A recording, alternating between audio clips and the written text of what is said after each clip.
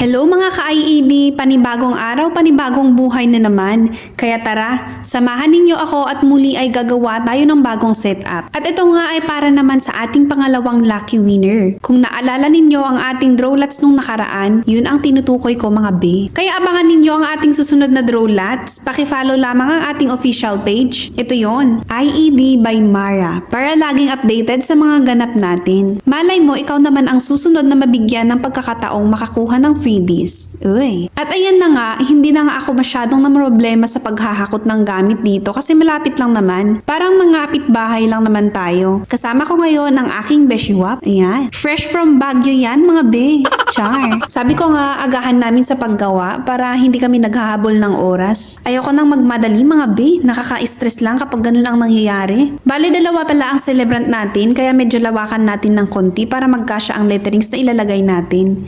Yung letterings din natin, liniitan ko ng konti para magkasya dito sa backdrop natin. Habang nagpapalobo nga si Beshi ay sinasabayan ko na nga sa pagtali para mas mabilis matapos.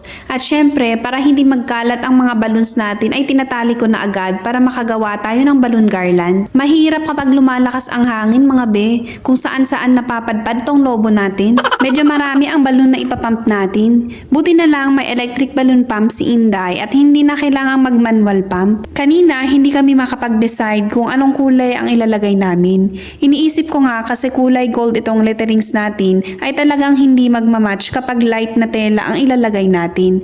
Kaya nag-decide kami na kulay blue na lang, tapos black at yellow na lang ang balloon natin. Sunod nga dyan ay ang paglalagay natin ng balloon garland sa backdrop. At syempre, dito kailangan mahaba ang pasensya natin, lalo na at wala tayong ladder na gamit. Ay, di kaya ng height natin yan mga be. Di tayo biniyayaan ng tangkad. Ganda lang ang meron sa atin. After ng balloon ay ilalagay na nga natin ang letterings gamit ang pin kagaya nito. Itong sample video pala nilapat ko lang galing sa previous gigs natin. Baka magtaka kayo kung bakit iba ang kulay ng tela dyan. Habang nag-aayos nga kami ay nagkukwentuhan nga kami ng mga hanas namin sa buhay. Na kung pagdudugtungin nga ay kay haba-haba. Madalas kapag ganito nga na may ginagawa kami ay nagkukwentuhan na lang para kahit papano ay hindi boring ba. Hindi natin alam lumipas na pala ang oras. Madalas ginugugol namin sa paggawa nga ng backdrop, minsan nasa 4 o 5 oras depende sa kung gaano kalawak ang espasyo natin para sa setup. Syempre mag-a-adjust pa tayo kapag malawak ang area. Sunod nga dyan ay inilagay ko na din ang carpet natin. At syempre ilalagay ko na din ang ating tiny balloons. Sa baba ko lang lalagyan muna mga be at paggabi na din. At pagkatapos ng ilang oras nga ng paggawa ay eto na ang ating final look.